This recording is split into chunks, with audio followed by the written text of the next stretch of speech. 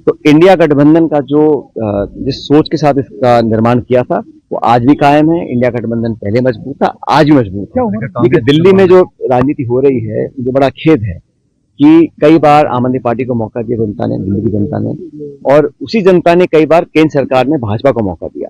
भाजपा और आम आदमी पार्टी ये आरोप लगा रहे हैं कि सीएम हाउस जो शीश महल है उसमें इतने करोड़ रुपए खर्च हुए। आम आदमी पार्टी बोलती है जो पीएम हाउस है, राजमहल, उसमें इतने खरब पैसे है। और नए साल में नया पर्व आया है। मैं प्रदेशवासियों को, देशवासियों को बहुत बधाई देता हूं और उम्मीद करता हूं कि जो आने वाला साल है ये सबके लिए खुशियां लेकर आएगा। लोगों को बहुत उम्मीदें हैं और खासकर हमारे प्रदेश में रहने वाले नौजवानों को, किसानों को अपने भविष्य को लेकर बहुत सारी चिंताएं हैं। उम्मीद करता हूं कि जो सत्ता में लोग बैठे हैं दिल्ली, जयपुर में, वो सही नियत से जनता की आवाज सुनकर ईमानदारी से काम करेंगे और पारदर्शी तरीके से अपने जिम्मेदारी का निर्वहन करेंगे। बाकी प्रदेश, देश में खुशहाली रहे, सब लोग सुख शांति से रहें और अमन चैन बरकरार रहे।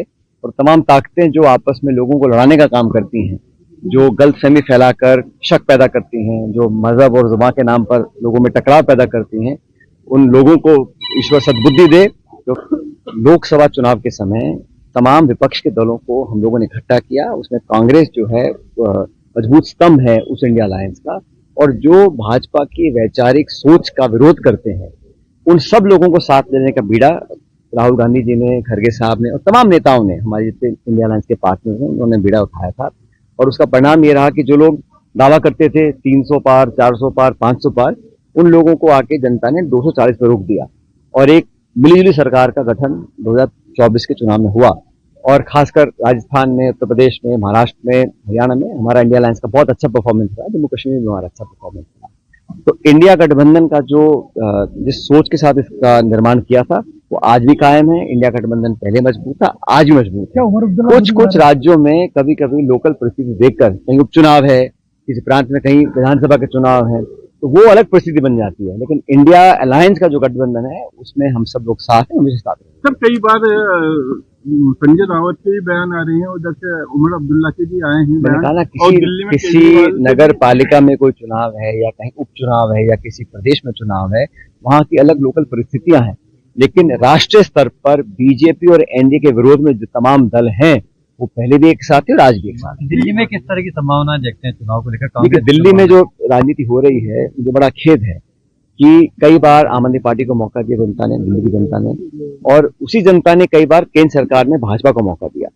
अब जो चुनाव प्रचार चल रहा है, भाजपा और आम आदमी पार्टी ये आरोप लगा रहे हैं कि सीएम हाउस जो शीश महल है उसमें इतने करोड़ रुपए खर्च हुए। आम आदमी पार्टी बोलती है जो पीएम हाउस है, राजमहल, उसमें इतने खरब पैसे खर्च हुए। तो जो संवाद है, जो चर्चा होनी चाहिए दिल्ली विधानसभा चुनावों में, वो आप और भाजपा के जो आपस के झगड़े, आरोप प्रत्यारोप और मकान पे कितना खर्च हो रहा है, इस तक सीमित रह गया। आरएसएस के मोहन भागवत का बयान है कि जो सही स्वतंत्रता दिवस है, इंडिपेंडेंस डे, वो स्थापना द्वादशी यानी जिस दिन राम मंदिर की स्थापना हुई वो है। इसको किस रूप में देख रहे हैं? अच्छा, कोई कुछ भी कहे, लेकिन ये पूरा देश, पूरी दुनिया इतिहास जानता है कि इस देश की आजादी 15 अगस्त 1947 को हुई थी। अगर इसमें किसी को झूठ लगता है तो मैं कुछ कहना नहीं चाहता। नहीं पता कि सरकार भर्ती रद्द क्यों नहीं कर रही है। रोडलाल मीणा मंत्री, उनका मैं क्या कह सकता हूँ। तो सरकार को वरिष्ठ नेता है भाजपा के डॉक्टर किरोड़ी मीणा जी, और पूरा संघर्ष उन्होंने किया भाजपा के लिए। जब हम लोग सरकार में थे, सड़कों पे आए, जो आज सत्ता में बैठे हैं अधिकांश लोग, उन्होंने शायद इतना संघर्ष नहीं किया हो जितना डॉक्टर साहब ने किया था। अब उनकी बात नहीं मान रहे हैं। अब क्या कारण है मुझे पता नहीं। ना तो उनका इस्तीफा एक्सेप्ट करते हैं, ना उनकी बात को मानते हैं। और मुझे लगता है कि इसमें कोई बुराई नहीं है कि अगर एजेंसीज कह रही हैं, केंद्र आपकी सरकार के मंत्री बोल रहे हैं, तो रद्द करके नए सिरे से करना चाहिए। क्या दबाव है, क्या प्रेशर है कि आप रद्द नहीं करना चाहते हैं, ये समझ से परे है। मैंने कल भी कहा कि सरकार कंफ्यूज्ड है और बहुत दबाव में है। दबाव कहां से आ रहा है, इसका ये भी एक जांच का विषय है।